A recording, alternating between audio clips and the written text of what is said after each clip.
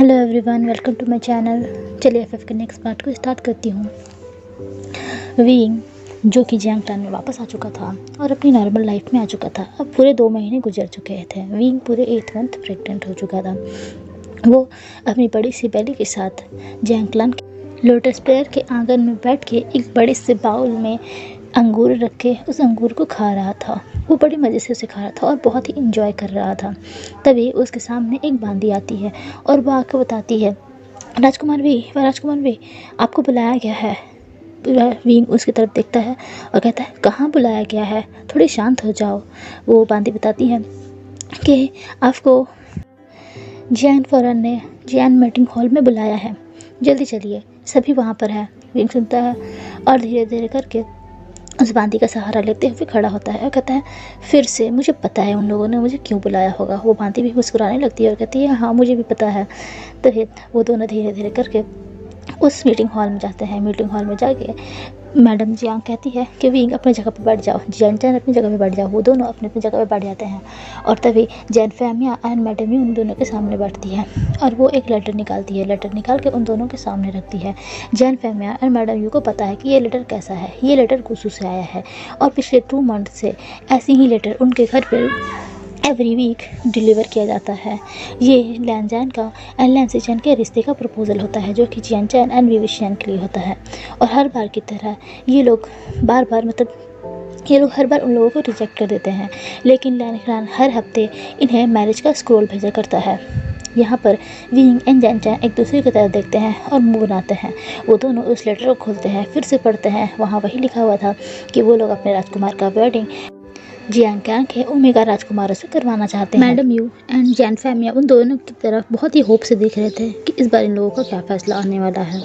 तभी विंग अपनी जगह से खड़ा हो जाता है और कहता है, मुझे ये मैरिज का स्क्रोल मंजूर नहीं है। मैं लान वांगजे से मैरिज नहीं करना चाहता हूँ और अब मुझे इस चीज़ के लिए मत बुलाइएगा। कितने अच्छे से बैठ के मैं अंगूर खा रहा था, मुझे डिस्टर्ब कर दिया। वैसा पाउडर बना के कहता है और वहाँ से चला जाता है। तभी वो लोग नोटिस करते हैं कि जियांचैन अपनी जगह से खड़ा नहीं हुआ है। यूजुअली जियांचैन भी विंग के साथ चला जाता है, लेकिन आज जियांचैन उस स्क्रॉल को देख रहा है। बहुत टाइम तक देखने के बाद वो नोटिस करता है कि उसके फादर एंड मदर की आइज़ की गेज़ उसकी तरफ है। वो उन दोनों की तरफ देखता है और एक स्माइल करता है और वो स्क्रॉल को रख देता है। कहता है कि मैं भी मैरिज नहीं करना चाहता हूँ। उन दोनों की मतलब जियान फैमिली एंड मैडम यू दोनों जो होप से देख रहे थे, अब उन लोगों की होप टूट चुकी थी। अब जियान उठता है और अपनी जगह से चला जाता है विंग के साथ। यहाँ पर मैडम यू और जियान फैमिली एक दूसरे को देखते हैं और कहते हैं, इन बच्चों का क्या होगा, ये लोग उन बातों को भूल क्यों नहीं जाते हैं, इतना टाइम हो चुका है। तभी जैन फैन कहते हैं कि तुम्हें उन लोगों को समझाना चाहिए। मैडम यू बताती है कि मैं उन लोगों को 45 लैंग्वेजेस में अभी तक समझा चुकी हूँ, लेकिन वो लोग अपने जिद पे अड़े हुए हैं। मैं ज़्यादा फोर्स नहीं कर सकती। अगर भी पहले की तरह ठीक होता तो अब तक मैंने उसे 4-5 डंडे लगा के सीधे कर दिया होता, लेकिन अभी वो ऐसी कंडीशन में है कि अगर मैं कुछ को बोलूँगी और उसके माइंड पे कोई असर पड़ गया तो वो लोग एक दूसरे की तरफ देखते हैं और एक शाय करते हैं। यहाँ पर भी वापस से उसी पॉन्ड के पास आ जाता है और वहाँ बैठ के आप उस पॉन्ड को देख रहा होता है और अपनी सभी फ्रेंड्स से, जो भी उसकी सहेलियाँ थी, मेट्स थे, उन सभी से बात कर रहा होता है, कुछ फ्लर्टिंग कर रहा होता है और हंस रहा होता है। फैमिली वाले ये देख के खुश थे कि विंग अब रिकवर कर चुका है और वो बहुत ही खुश है। चैंग एंड जियान फैमिली जो कि ये सब देख रहे थे दूर से खड़े होकर, तभी चैंग अपनी मदर और फादर की तरफ देखता है और कहता है, मुझे जाना है मार्केट और मैं मार्केट जा रहा हूँ, मुझे कुछ क्लाइंट्स के वर्क करने हैं। तभी जैन फैमिली कहते हैं, हाँ तुम जा सकते हो, तुम जाओ। जैन कुछ लोगों को लेके मार्केट की तरफ निकल जाता है। जैन अब मार्केट आ चुका था। वो सभी लोगों को अपने अपने वर्क्स बता देता है कि तुम सभी को क्या क्या वर्क करना है, वो सभी तुम खरीद के मुझे तुम लोग कुछ देर बाद उस होटल में मिलना। वो एक होटल की तरफ इशारा करता है और उन सभी को कहता है। वो सभी नोट करते हैं और वहाँ से चले जाते हैं। जैन उस होटल के अंदर जाता है और वो अपने लिए एक सीट ढूंढ रहा होता है, पर वो होटल पूरी तरह से बिल्कुल भीड़ से भरा हुआ था। उसे कोई भी सीट नहीं दिख रही थी। वो एक वर्कर के पास जाता है और कहता है कि मुझे कोई प्राइवेट रूम दे दो, अगर यहाँ सीट नहीं है तो मैं वहाँ पर बैठ के कुछ ट्राई करना चाहूँगा, कुछ खाना चाहूँगा। वो नौकर बताता है कि आगे हमारा बहुत सारा प्राइवेट रूम है जहाँ पर आप आराम से बैठ के रेस्ट कर सकते हैं और जो भी चाहे ऑर्डर कर सकते हैं। जैन सुनता है और नोट करता है। वो उस प्राइवेट रूम की तरफ जा रहा होता है। वो उस प्राइवेट रूम के सामने खड़ा होता है और वो नौकर वहाँ से चला जाता है उस प्राइवेट रूम को वहाँ से दिखा के।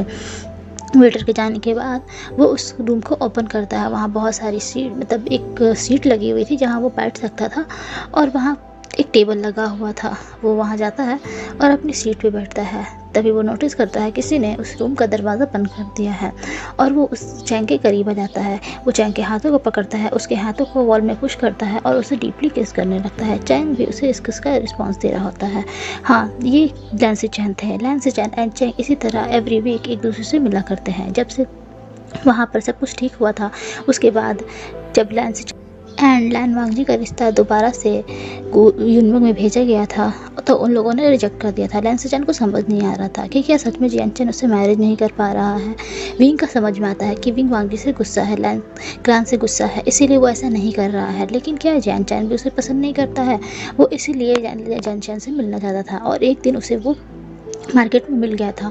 वो उसे ज़बरदस्ती उठा के वहाँ से लेके चला जाता है और उसे क्वेश्चंस करता है। बहुत सवाल करने के बाद जियान चैन बताता है कि वो मैरिज करना चाहता है, लेकिन वो अपने ब्रदर को ऐसे नहीं छोड़ सकता है। उसे पता है अगर उसने मैरिज कर लिया और अपनी ज़िंदगी में आगे बढ़ गया तो उसका भाई का क्या होगा। उसे समझ नहीं आ रहा था और क्योंकि विंग अभी प्रेग्नेंट है, उसे उसकी ज़रूरत है। वो कैसे अभी मैरिज करके लैंसी चैन के साथ जा सकता है।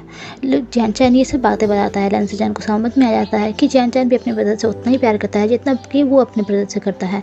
इसीलिए उसने कहा था कि ठीक है, सब कुछ ठीक हो जाने के बाद वो मैरिज कर लेंगे, क्योंकि उन्हें पता है वांग जी कभी किसी से मैरिज नहीं करेगा और ना ही विवुशियन किसी से मैरिज करेगा। वो उसे उसका मार्क कमेगा है, वो किसी के साथ कैसे आगे बढ़ सकता है। एक ना एक दिन विंग जरूर लान वांग जी को माफ़ कर देगा और उन दोनों की मैरिज हो जाएगी और तब वो लोग मिल सकते हैं। लेकिन अब तो पूरे 2 महीने गुजर चुके हैं। विंग के ऊपर किसी की भी बातों का असर नहीं पड़ रहा है। वो मैरिज के लिए तैयार ही नहीं हो रहा है। जियान चैन भी इस चीज़ से बहुत परेशान है। वो लैंसी चैन को अपने से दूर करता है और कहता है कि ये सब करना बंद करो। मुझे पहले बताओ, तुम्हारा वो नालायक ब्रदर मेरे ब्रदर को कब मनाने वाला है? वो क्या कर रहा है?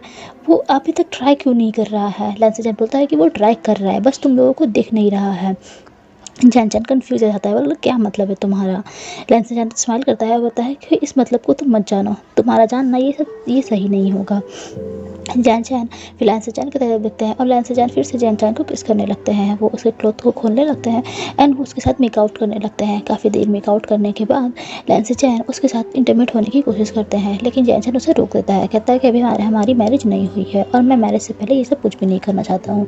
वो उसे खुद से अलग करता है और कहता है कि अब टाइम हो चुका है, मुझे जाना पड़ेगा। अगर मैं नहीं गया तो फिर मेरे मेट्स परेशान होंगे, मुझे ढूंढ रहे होंगे एंड फिर वो जाके कहीं चैन क्लान में ना बता दे। लैंसी चैन अपना मुंह बनाते हैं, कहता है कि देख लेना, तुम सिर्फ मैरिज हो जाने दो, मैं तुम्हारे किसी भी बहाने को नहीं सुनूंगा। लैंसी चैन गहरी सांसें ले रहे होते हैं और वहाँ सोफे पे उस काउच पे लेट जाते हैं। जियान चैन खड़ा होता है, अपने आप को ठीक करता है और उस कमरे से बाहर निकल जाता है। वो अपने मेट्स के पास जाता है और वो लोग फिर चैन क्लान में वापस आ चुके थे। विंग जियान चैन को देखता है और उसे कहता है तुम वो लेके आ गए जो उससे मैं मांग रहा था। जियान चैन कहता है कि बिल्कुल नहीं, मैं वो बिल्कुल नहीं लाने वाला हूँ। तुमने कहा था तुम्हें एम्प्रेस स्माइल चाहिए, तुम पागल हो गए हो, तुम प्रेग्नेंट हो और तुम्हें एम्प्रेस स्माइल पीना है? मैं वो सब नहीं ला सकता हूँ, ये तुम्हारे बच्चे के लिए हानिकारक है। विंग पाउडर बनाता है, कहता है कि मुझे एम्प्रेस स्माइल ही चाहिए, मुझे वही पीना है। अगर नहीं ला सकते हो तो मुझसे बात मत करो। और वहाँ गुस्से से वो अपने कमरे में चला जाता है पैर पटकते हुए। यहाँ पर विंग अपने कमरे में वापस आ चुका था। वो कमरे में आके गुस्सा कर रहा था कि उसे एम्प्रेस स्माइल पीने का कितना मन है और ये लोग उसे पीने नहीं दे रहे हैं। कितने महीने गुजर चुके हैं, पूरे के पूरे 8 महीने गुजर चुके हैं और अभी तक उसने एम्प्रेस स्माइल का एक घूंट भी नहीं लिया। वो पाउडर बना के अपने बेड पे बैठा हुआ था और फिर वो गुस्से से अपने वॉशरूम की तरफ चला जाता है कि वो बात लेगा। बात लेने के लिए वो जाके बात लेता है और जब वो वापस आता है तो वो नोटिस करता है उसके टेबल पे एम्प्रेस स्माइल का एक जार रखा हुआ है। वो वहाँ पर जाता है और देखता है, कहता है चैंग तुम मुझसे झूठ बोल रहे थे, मुझे यकीन नहीं होता है। वो मेरे भाई, तुम मेरे बारे में कितना सोचते हैं। और वो उस शराब को लेता है और वो ड्रिंक करने लगता है। वो नोटिस करता है कि शराब में कुछ तो कमी है, पर उसे समझ नहीं आ रहा था। टेस्ट तो बिल्कुल वही है पर इसमें कुछ कमी लग रहा था उसे। वो उसे अच्छे से पीता है और उसे रख देता है। वो वापस एक बांदी आती है और उसे डिनर के लिए बुलाती है। वो उस बांदी के साथ उसका हेल्प लेके डिनर टेबल की तरफ चला जाता है और वो डिनर कर रहा होता है और वो चैंग की तरफ देख रहा होता है। चैंग भी डिनर कर रहा होता है। चैंग के ही किस एंड मार्क उसके नेक पे उसे दिखाई दे रहे थे। विंग को समझ नहीं आ रहा था और उसे कुछ समझ भी आ रहा था। वो स्माइल करता है और अपने हेड को डाउन कर लेता है। कुछ टाइम के बाद नाइट हो चुकी थी। विंग अपने कमरे में आ चुका था। कमरे में आके वो अपने बेड पे जाता है और बिल्कुल थका हुआ सा दिखाई दे रहा होता है। वो बेड पे जाके अपनी आंखों को बंद कर लेता है। आंखों को बंद करते ही उसे नींद आ जाती है। कुछ टाइम बाद कोई पर्सन उसके पैरों पे मसाज कर रहा था। वो उसकी उंगलियों को अपनी थंब से मसाज कर रहा था और विंग के स्वॉलन पैर को देख रहा था, जो कि बहुत ही सूज चुके थे, थोड़ा फूल चुके थे, क्योंकि विंग 8 मंथ प्रेग्नेंट था। ऊपर से उसके टमी में 2 बेबीज थे। ये लानवांग जी था। लानवांग जी पूरे 2 मंथ से विंग के साथ है। वो विंग के सामने नहीं आता है। वो बिल्कुल इनविजिबल है। वो अपने ऊपर इनविजिबल तैनिमान का यूज़ करता है। वो रोज़ शाम को 7 बजे अपने क्लैन के सारे वर्क करके क्लैन में आता है और वो विंग के आसपास रहता है। वो नोटिस करता है विंग को क्या चाहिए, विंग को क्या नहीं चाहिए। वो दूर रह के ही विंग का ख्याल रखता है। लानवांग जी सोते हुए विंग को देख रहा था, उसके फेस को देख रहा था। वो उसके टमी पे अपने हाथों को फिराता है और उसे देख रहा होता है। वो उसके फेस पे अपने हाथों को फिराता है, उसके हेयर्स को ठीक करता है। विंग ने जो कुछ एक्सेसरीज पहन रखे थे जिससे उसे सोने में प्रॉब्लम हो सकती थी, वो उन एक्सेसरीज को खोलता है और इसी किनारे पे एक टेबल पे रख देता है। वो विंग को हक कर लेता है और वो विंग के साथ ही सो जाता है। विंग जो कि बहुत ही गहरी नींद में था, वो अपने पास पड़े पिलो को, मतलब लानवांग जी को पिलो समझ के हक कर लेता है और उसके साथ सो जाता है। लानवांग जी तो यहाँ पर 2 मंथ्स पहले अपने ब्रदर को बोल के आया था कि वो विंग से जाके माफ़ी मांगेगा और वो उसे माफ़ी मांग के समझाने की कोशिश करेगा। लेकिन जब वो विंग से माफ़ी मांगने आया तो उसके अंदर इतनी हिम्मत ही नहीं हुई कि वो विंग के सामने प्रेजेंट हो सके। और ऐसा करते करते पूरे 2 महीने गुजर चुके हैं। अब वो रेगुलर यहाँ आता है पर वो विंग के सामने कभी प्रेजेंट नहीं हो पाता है। वो सुनता है कि विंग को किस चीज़ की ज़रूरत है, विंग को क्या चाहिए, इनको क्या खाना है, और वो उन सभी चीज़ों का इंतज़ाम करता है। वो उसके टेबल पर वो सब रख देता है और विंग जो कि समझता है ये सब बेचैन कर रहा है। लानवांग जी जो कि साइलेंटली सब कर रहा था और विंग का ख्याल रख रहा था। और वो पिछले 1 हफ्ते से नोटिस कर रहा था कि विंग एम्प्रेस वाइन पीना चाहता है, जो कि बेबी के लिए बिल्कुल भी हेल्दी नहीं है। लेकिन विंग जो कि जिद पे अड़ा हुआ है, वो पूरी फैमिली को परेशान करके रखे हुए था कि उसे एम्प्रेस वाइन चाहिए और वो उसे पीना चाहता है। सभी को पता है कि विंग के बेबी के लिए ये हानिकारक है, वो उसे नहीं दे सकते हैं। लानवांग जी ने भी ये सब सुना। वो अपने क्लैन में जाता है और बहुत सारी बुक्स को स्टडी करता है। बहुत सारे बुक्स को स्टडी करने के बाद उसे एक तरीका मिलता है। बनाने का एक नियम था जिसका टेस्ट तो बिल्कुल शराब जैसा लगेगा, लेकिन वो शराब नहीं होगा, वो एक जूस की तरह होगा। उससे बेबी को कोई भी नुकसान नहीं हो सकता है। वो एक बहुत ही बड़े मदिरालय में जाता है और वहाँ के उस मदिरा बनाने वालों को वो सारा बात बताता है कि उसे उसकी क्या प्रॉब्लम है।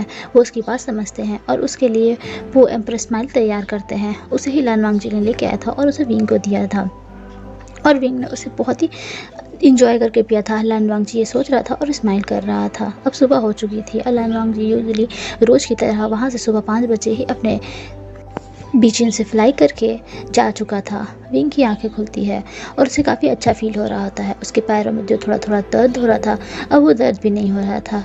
उसे बहुत अच्छा लगता है। वो अपनी बॉडी को धीरे धीरे करके उस बेड से उठाता है और एक लंबी सी सांस लेता है और अपने हाथों को ऊपर करके अंगड़ाई ले रहा होता है। उसे बहुत अच्छा लग रहा होता है।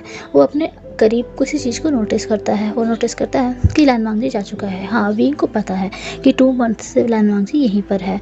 वो अपने अल्फा की स्मेल महसूस कर सकता है। पहले तो उसे ये सब काफ़ी अजीब लग रहा था। उसे लग रहा था कि वो बस ये सब हेलुसिनेट कर रहा है, लेकिन धीरे धीरे करके उसे पता चल गया कि हो ना हो यहाँ लानवांग जी ही रेगुलर आया करता है और वो जानबूझ के ऐसी ऐसी चीज़ें, ऐसी ऐसी बातें अपनी फैमिली से करता है जो कि उसकी फैमिली उसे प्रोवाइड नहीं कराना चाहते हैं। और वो जिद करता है और वो जानता है कि लानवांग जी उस चीज़ को पूरा करने की पूरी कोशिश करेगा, लेकिन इसीलिए वो और भी जानबूझ के मुश्किल टास्क देता है। ऐसी ऐसी चीज़ें लाने को कहता है जो कि बहुत ही इम्पॉसिबल है लाना, लेकिन लानवांग जी उन सभी चीज़ों को लेके आता है और विंग इन सभी चीज़ों से बहुत इंजॉय करता है। वो ये जानते हुए भी कि लानवांग जी यहीं है, उसकी प्रेजेंस महसूस करते हुए भी उसे इग्नोर करता है। वो ये सब नहीं बताता है कि वो महसूस कर सकता है कि वो यहीं पर है। विंग स्माइल करता है और फिर हंसते हुए वहाँ से अपने कमरे से निकल जाता है। वो फ्रेश होता है और फ्रेश होकर अपने फैमिली के साथ मतलब ब्रेकफास्ट टेबल पे बैठा हुआ होता है। तभी उसे खबर मिलती है कि यान लियान ने उस क्लान से, मतलब अपने क्लान से इस क्लान में आई है। वो बहुत ही ज़्यादा हैप्पी हो जाता है। वो जल्दी जल्दी वहाँ से उठने लगता है और जियान लियान से मिलने जा रहा होता है। पूरी फैमिली कहती है कि विंग पागल मत बनो, तुम्हें ध्यान नहीं है, तुम किस कंडीशन में हो, ऐसे जल्दीबाजी मत करो, बच्चों को प्रॉब्लम हो सकती है। विंग सुनता है और पाउडर बनाता है और फिर वो धीरे धीरे एक बांदी के साथ चल रहा होता है। तभी जैंग फैमिली और मैडम यू जैन भी अपनी अपनी जगह से खड़े होते हैं और विंग के साथ चलने लगते हैं। वो सभी जैन यानली का वेलकम करते हैं। अब जैन यानली उन सभी को देख के बहुत खुश थी। वो विंग के पास आती है, विंग से मिलती है और उसे हक कर लेती है। उससे विंग की सभी कंडीशन के बारे में खबर मिल रही थी। उसे बहुत खुशी हो रही थी कि विंग के ऊपर जो भी इल्ज़ाम लगे थे वो हट चुके थे और अब कर्टसी वर्ल्ड के लोग विंग को काफ़ी सम्मान से देखते हैं। पूरी फैमिली जैन यानली के साथ काफ़ी अच्छा टाइम स्पेंड करती है। अब शाम हो चुकी थी, शाम के 7 बज चुके थे। तभी जैन यानली एक स्क्रॉल को बाहर निकालती है। पूरी फैमिली अभी मीटिंग हॉल में बैठी हुई थी और वो बातें कर रहे थे। तभी जैन यानली जो स्क्रॉल को निकालती है और सभी के सामने रखती है। पूरी फैमिली को समझ नहीं आता कि ये कैसा स्क्रॉल है। मैडम पूछती है, यानली ये कैसा स्क्रॉल है बेटा, मुझे बताओ। वो कहती है कि ये एक ऑफिशियल स्क्रॉल है जो कि जिन क्लान ने मेरे हाथों भिजवाया है। मैं इसे नहीं लाना चाहती थी लेकिन उन लोगों ने कहा, इसीलिए मैं इसे लेके आ गई। वो ऐसा स्माइल करते हुए कहती है और उसे रख देती है। वो सभी कंफ्यूज होते हैं कि कैसा स्क्रॉल है। तभी जैन फैमिली उस स्क्रॉल को खोलते हैं। उस स्क्रॉल के अंदर जिन जिसवान के छोटे ब्रदर जिन जिसू के मैरिज का प्रपोजल था जो कि विंग के लिए था। सब ये देख के कंफ्यूज हो जाते हैं। जिन जिसन की मैरिज पहले भी हो चुकी थी और उसकी वाइफ ने उसे छोड़ दिया था। उसकी ओमेगा उसे छोड़ के जा चुकी थी, इसीलिए अब वो दोबारा मैरिज करना चाहता था और ये मैरिज वो विशान के साथ करना चाहता था। उसे पता था कि विशान कितना ब्यूटीफुल है, इसीलिए उसने अपने अंकल को ये सब कहा और उसके अंकल ने ये स्क्रॉल बनवाया था कि विंग शायद ये मैरिज कर ले, क्योंकि अब अगर वो लान वांगी से मैरिज नहीं कर रहा है और अभी वो प्रेग्नेंट है तो उसे किसी न किसी अल्फा की ज़रूरत पड़ेगी ना। इसीलिए उन्होंने ये स्क्रॉल भिजवाया था। सारी फैमिली ये देखते हैं और गुस्सा करते हैं लेकिन वो कुछ नहीं कर सकते हैं। हर किसी को अपने बातें रखने का हक होता है। यही सब सोच के वो लोग विंग की तरफ देखते हैं और विंग से इस चीज़ के ऊपर अपना ओपिनियन मांगते हैं। पहले तो विंग ये सब देख के काफ़ी कंफ्यूज था और वो उस स्क्रॉल को पढ़ रहा था। वह पढ़ते पढ़ते अब उसे गुस्सा आ रहा था। वो अपनी जगह से खड़ा होता है, कहता है कि मैं अपने कमरे में जा रहा हूँ। मैं इन सभी मैरिज स्क्रॉल से बोर हो चुका हूँ। मैं किसी से भी मैरिज नहीं करना चाहता हूँ। जैसा कि जियान चैन ने अपने बारे में अनाउंस किया था ताकि उसके लिए किसी भी तरह का रिश्ता ना आ सके, आप लोग मेरे बारे में भी अनाउंस करा दीजिए कि मैं किसी से भी मैरिज नहीं करना चाहता हूँ और कोई भी मेरे लिए अपना क्लान के किसी भी डॉटर या फिर सन का रिश्ता ना भेजे। वो वहाँ से उठता है और अपने बांदी के साथ वहाँ से चला जाता है। जैनिया लिविंग की तरफ देख रही थी। मैडम यू जेनराली की तरफ देखती है और उसे अपने पास बुलाती है और उसे समझाती है कि मैंने तुम्हें जिस चीज़ के बारे में बताया था और जिस चीज़ के लिए बुलाया है, क्या तुम वो नहीं करना चाहती हो। जैनियाली कहती है कि हाँ मुझे पता है।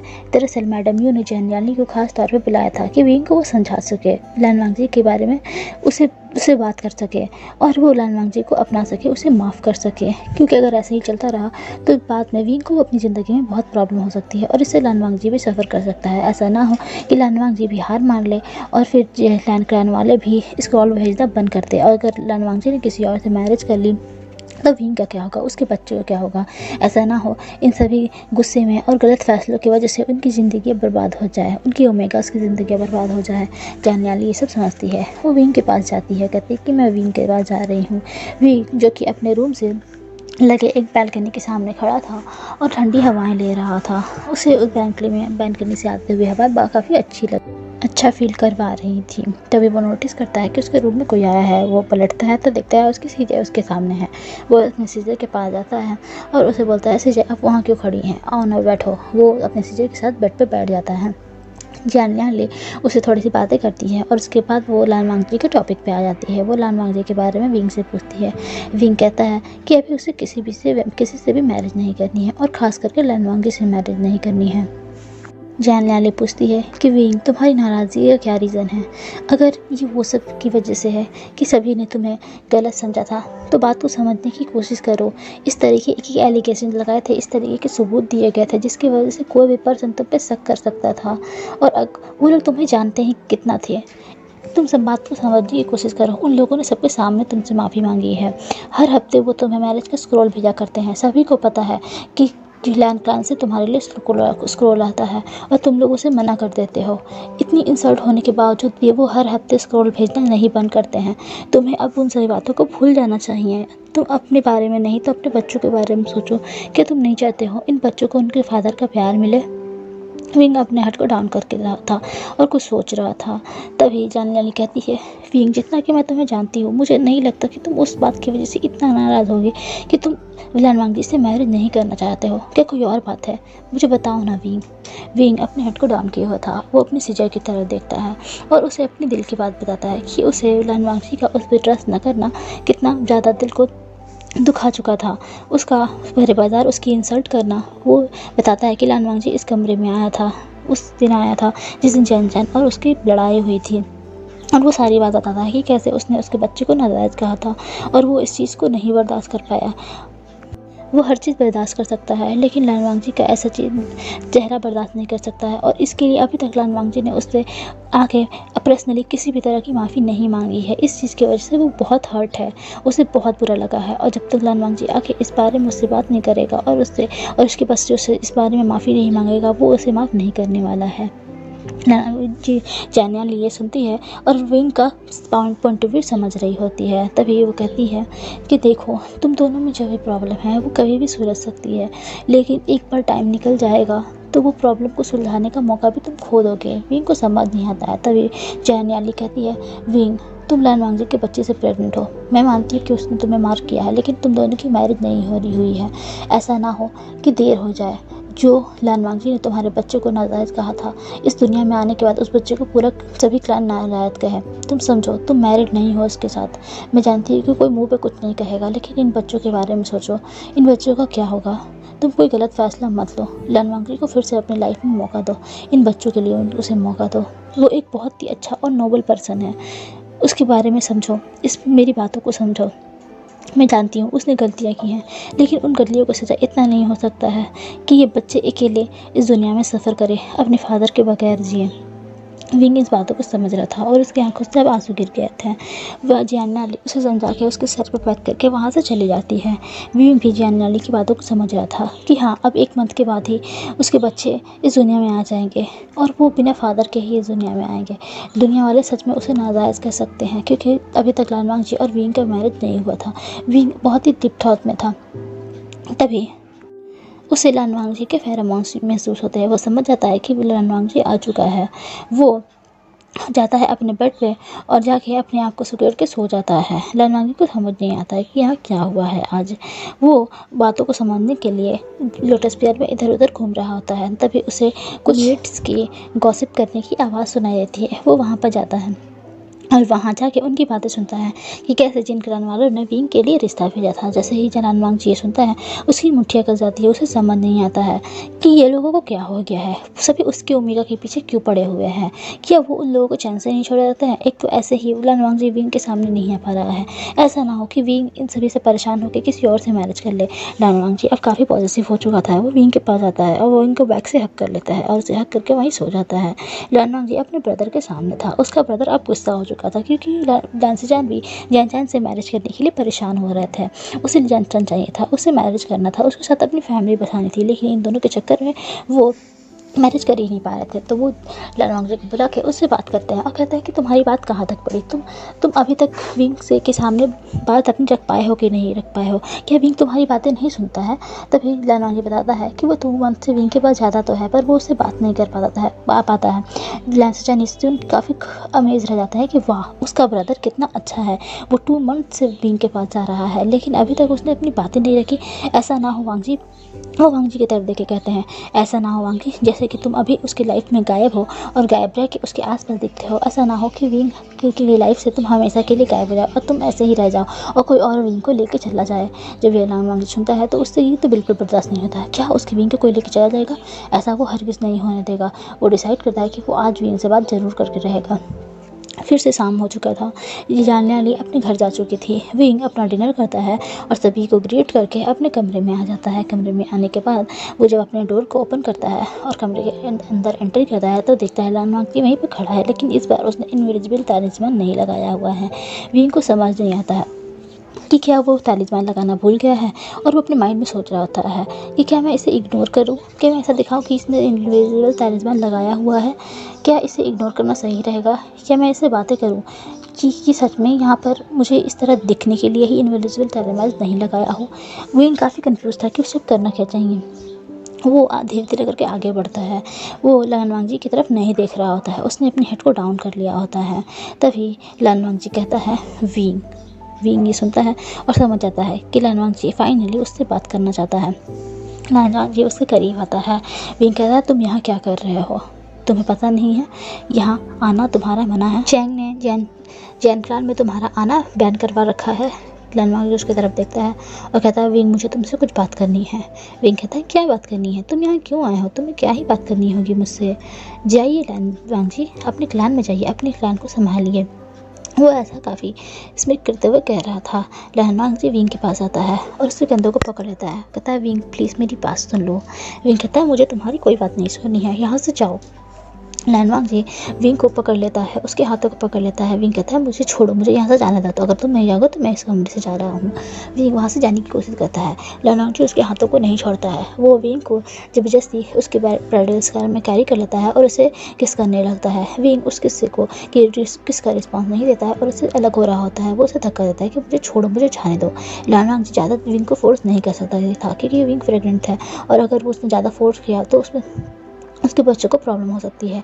वो विंग को लेके आता है और उसे उसके बेड पे बैठाता है। अब विंग के पैर उस बेड से लटक रहे थे और विंग बैठ चुका था और कहता है लानवांग जी मुझे जाने दो, मुझे परेशान मत करो, तुम मुझसे क्या चाहते हो, क्या इतना कुछ करके भी तुम्हारा पेट नहीं भरा है, तुम्हारे क्लान वालों का पेट नहीं भरा है जब मुझे फिर से परेशान करने आ गए। लानवांग जी की आंखें अब भर आई थी विंग की बातें सुन के। वो विंग को बिठाता है और उसके हाथों को टाइटली पकड़ के रहता है। वो धीरे धीरे करके अपने घुटनों पे आ जाता है और अब उसका सर विंग के पैरों पे था। वो विंग के लटकते हुए पैरों को पकड़ चुका था और अपने सर को रख चुका था और वो उसकी आंखों के आंसू अब विंग के पैरों में फील हो रहे थे विंग को। एंड वो कहता है विंग मैंने जो भी किया, मैंने जो भी तुमसे कहा, उन सभी चीज़ों के लिए मैं माफ़ी मांगता हूँ। आई एम सॉरी, मुझे माफ़ कर दो। हमने तुम्हारे साथ जो भी कुछ भी किया, मैंने तुम्हारे साथ जो भी किया। विंग अब तो परेशान हो चुका था।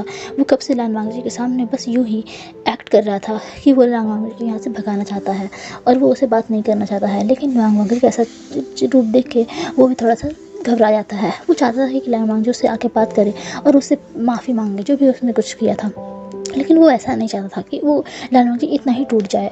विंग पीछे 2 मंथ से नोटिस कर सकता था कि लानवांग जी उसका कितना ख्याल रखता है, लेकिन वो उसके करीब नहीं आता, मतलब उसके सामने नहीं आ रहा था। और विंग ने भी ये डिसाइड कर रखा था जब तक लानवांग जी उसके सामने आकर उससे माफ़ी नहीं मांगेगा वो उसे माफ़ नहीं करेगा। लेकिन इस तरह से लानवांग जी को माफ़ी मांगते हुए देख के विंग भी घबरा जाता है। वो अपने पैरों को खींचने लगता है लेकिन वांग जी उसके पैरों को नहीं छोड़ता है।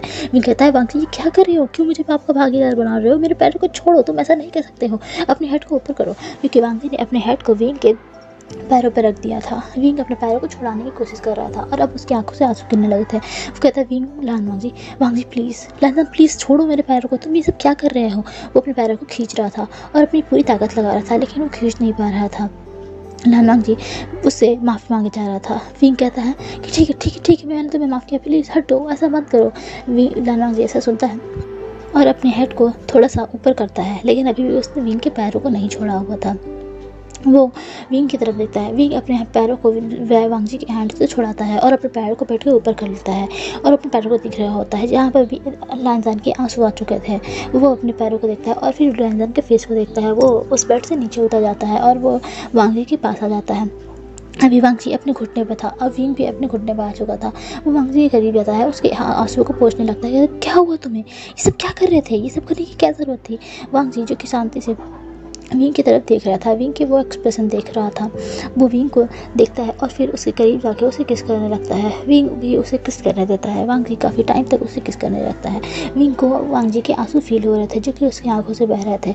वांग जी जिसने अपने दिल को कितने टाइम से रोक रखा था ये सब करने के लिए, लेकिन अब वो सब करने से नहीं रोक पाता है।